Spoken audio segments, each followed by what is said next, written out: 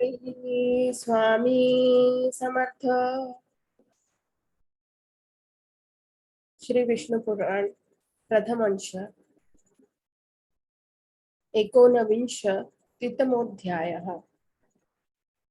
प्रहलाद द्वारा भगवत गुण वर्णन। प्रहलाद की रक्षार्थ सुदर्शन चक्र को भेजना। श्री पराशर बोले, हे मैत्रेय, जब हिरण्यकशिपु ने कृत्या की विफलता की बात सुनी तो अपने प्रहलाद को बुलाकर उसने इस प्रभाव का कारण पूछा। अरे प्रहलाद, तू बड़ा प्रभावशाली है। तेरी चेष्टाएं मंत्र दिजन्वित है या स्वाभाविक है? पिता हिरण्यकशिपु के इस प्रकार पूछने पर प्रहलाद ने उनके चरणों में प्रणाम करके इस कहा कि पिताजी, मेरा यह प्रभाव न तो मंत्र दिजनित है और न स्वाभाविक है, बल्कि जिसके हृदय में श्री विष्णु भगवान का निवास होता है उसके लिए यह सामान्य होता है। जो मनुष्य अपने समान दूसरों का बुरा नहीं सोचता है, हे तात, कोई कारण न रहने से उसका कभी बुरा नहीं होता। जो मनुष्य मन, वचन या कर्म से दूसरों को कष्ट देता है, उसके उस पर पीड़ा रूप बीज से ही उत्पन्न हुआ एक अत्यंत अशुभ फल मिलता है।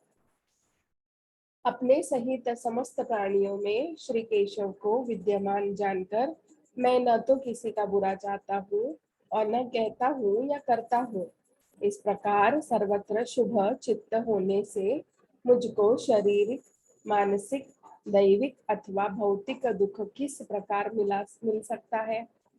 इसी प्रकार भगवान को सर्वभूतमय जानकर विद्वानों को सभी प्राणियों में अविचल भक्ति करनी चाहिए। श्री पराशर बोले, तब अपने महल की अट्टटालिका पर बैठे हुए उस दैत्यराज ने यह सुनकर क्रोधांध हो अपने दैत्य अनुचरों से कहा कि यह अत्यंत दुरात्मा है।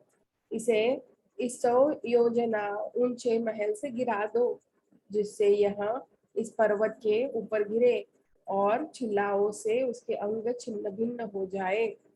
तब उन समस्त दैत्यों और दानवों ने उन्हें महल से गिरा दिया और वे भी उनके ढकलने से हृदय में श्री हरि का स्मरण करते करते नीचे गिर गए। जगत कर्ता भगवान केशव के परम भक्त प्रहलाद जी के गिरते समय उन्हें जगतधारी पृथ्वी ने निकट जाकर अपनी गोद में ले लिया।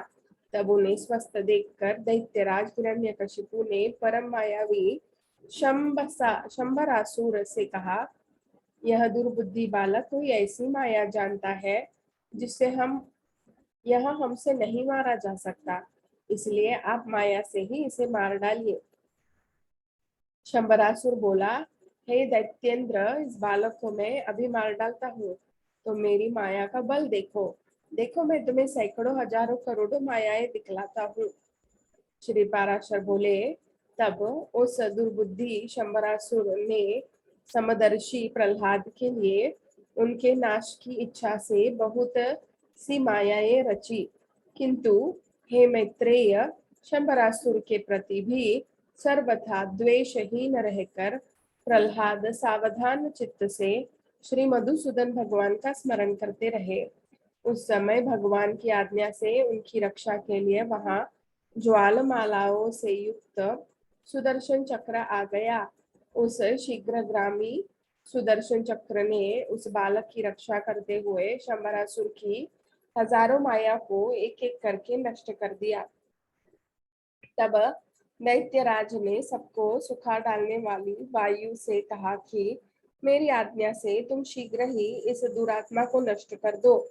अतः उस अति तीव्र शीतल और रुद्र वायु ने, जो अति असहनीय था, जो आज्ञा कह उनके शरीर को सुखाने के लिए उसमें प्रवेश किया, अपने शरीर में वायु का आवेश हुआ जानकर दैत्य कुमार प्रहलाद ने भगवान धरणीधर को हृदय में धारण किया उनके हृदय में स्थित हुए श्री जनार्दन ने क्रुद्ध होकर उस भीषण वायु को भी पी लिया।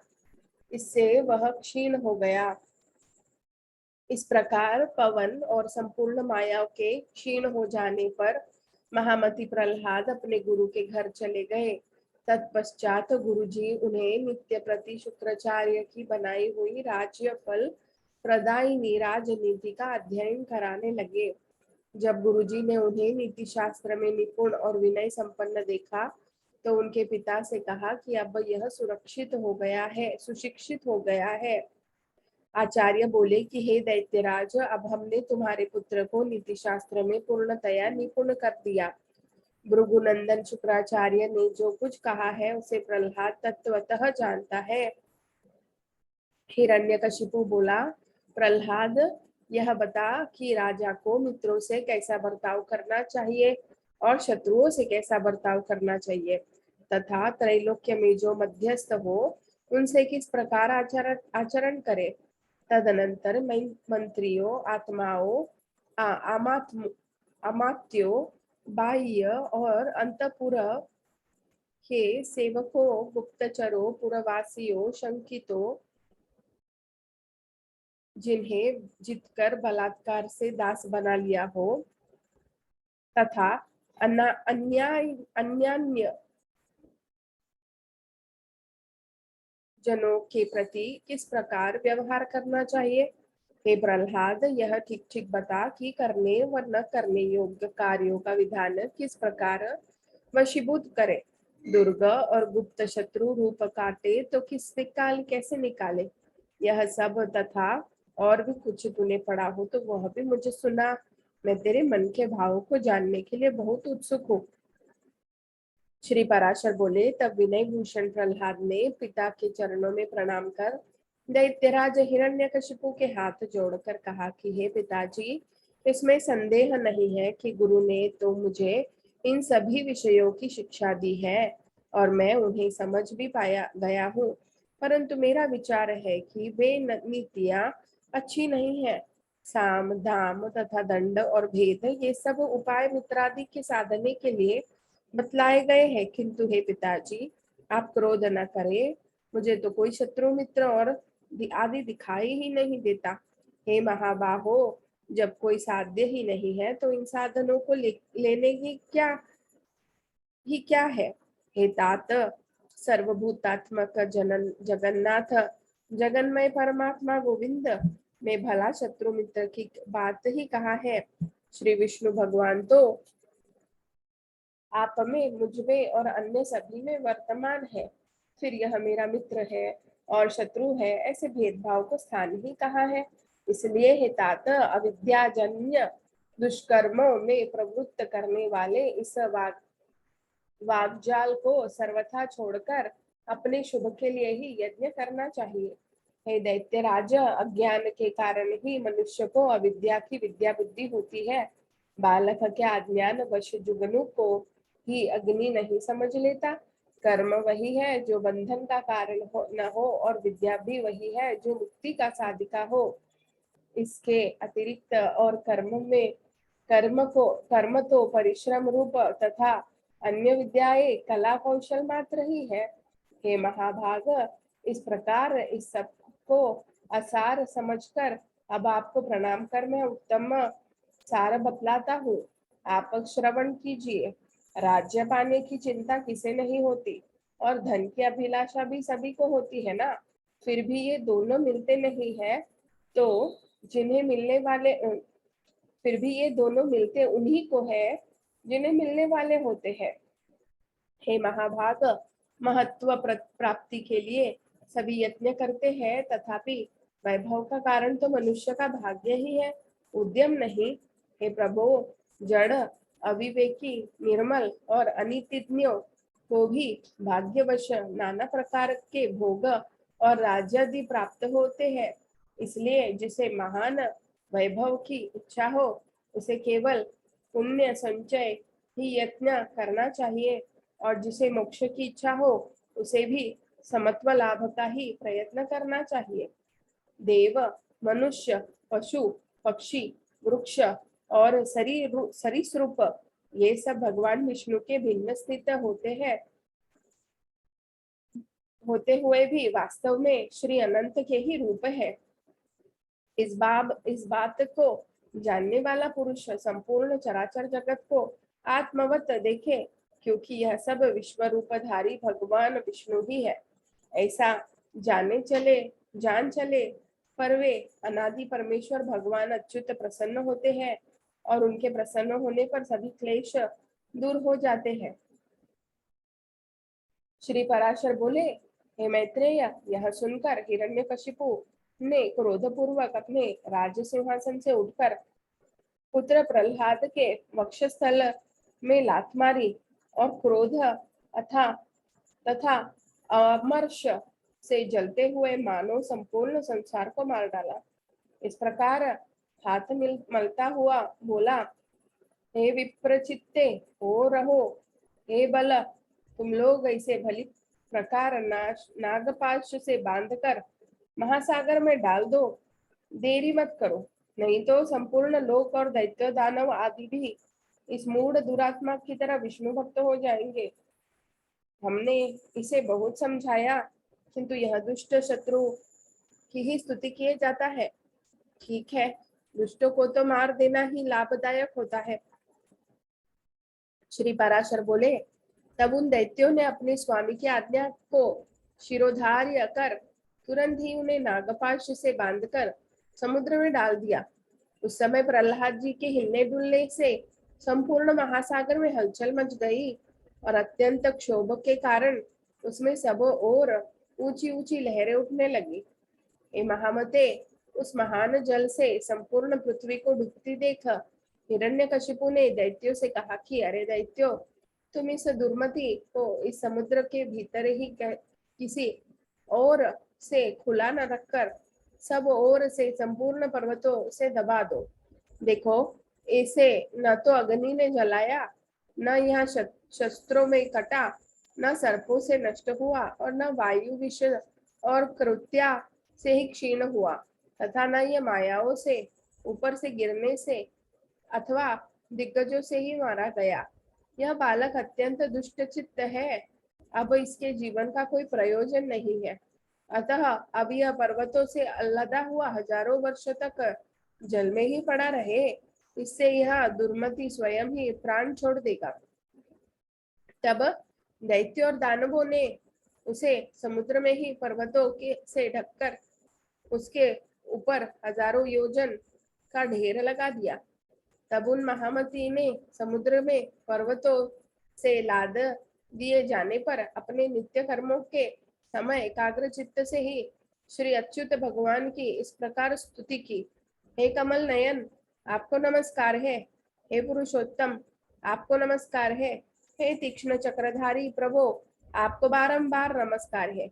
गौ ब्राह्मण हितकारी ब्राह्मण देव भगवान कृष्ण को नमस्कार है। जगत हितकारी श्री गोविंद को बारंबार नमस्कार है। आप ब्रह्मा रूप से विष्णु की रचना करते हैं और अंत में रुद्र रूप से संहार करते हैं। ऐसे त्रिमूर्तिधारी आपको नमस्कार है।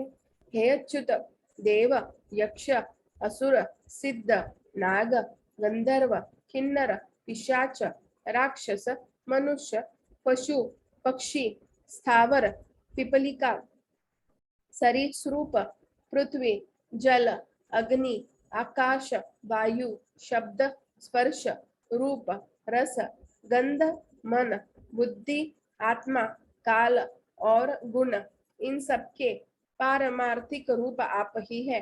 वास्तव में आप ही ये सब है। आप ही विद्या और अविद्या, सत्य और असत्य तथा विष और अमृत है, तथा आप ही वेदोक्त प्रवृत्त कर्म है। हे विष्णु, आप ही समस्त कर्मों के भोक्ता और उनकी सामग्री है, तथा सर्व कर्मों के जितने भी फल है वे सब आप ही है। हे प्रभु, मुझमें तथा अन्यत्र समस्त भूतों और भुवनों में आप ही के गुण और ऐश्वर्य की सूचिका व्याप्त हो रही है। योगी जन आप ही का ध्यान करते हैं और याज्ञिक गण आप ही की यजन करते हैं, तथा पितृगण और देवगण के रूप में एक आप ही हव्य और कव्य के भोक्ता है। हे प्रभु, यह निखिल ब्रह्मांड ही आपका स्थूल रूप है। उससे सूक्ष्म यह संसार है, उससे भी सूक्ष्म ये भिन्न भिन्न रूपधारी समस्त प्राणी है। उनमें भी जो अंतरात्मा है वह और भी अत्यंत सूक्ष्म है, उससे भी परे है, जो सूक्ष्म आदि विशेषणों का अविषय उस आपका कोई अचिंत्य परमात्मा स्वरूप है। उन पुरुषोत्तम रूप आपको नमस्कार है। हे सर्वात्मना, समस्त भूतों में आपकी जो गुणाश्रया पराशक्ति है। हे सुरेश्वर, उस नित्य स्वरूपिणी को नमस्कार है, जो वाणी और मन के पर है, विशेषण रहित तथा ज्ञानियों के ज्ञान से परिच्छेद्य है। उस स्वतंत्र पराशक्ति की मैं वंदना करता हूँ। ओम उन भगवान वासुदेव में सदा नमस्कार है, जिनके अलावा और कोई वस्तु नहीं है तथा जो स्वयं अतिरिक्त है, जिनका कोई भी नाम या रूप नहीं है और जहाँ अपनी सत्ता मात्र से ही उपलब्ध होते हैं, उन महात्मा को मैं नमस्कार नमस्कार नमस्कार है। जिनके पर स्वरूप को न जानते हुए ही देवगण उनके अवतारी शरीरों का सम्यक अर्चन करते हैं, उनको महात्मा को नमस्कार है। जो ईश्वर सबके अंतःकरण में स्थित होकर उनके शुभाशुभ कर्मों को देखते हैं, उन सर्वसाक्षी विश्वरूप परमेश्वर को मैं नमस्कार करता हूँ, जिनसे यह जगत सर्वथा अभिन्न है। उन श्री विष्णु भगवान को नमस्कार है।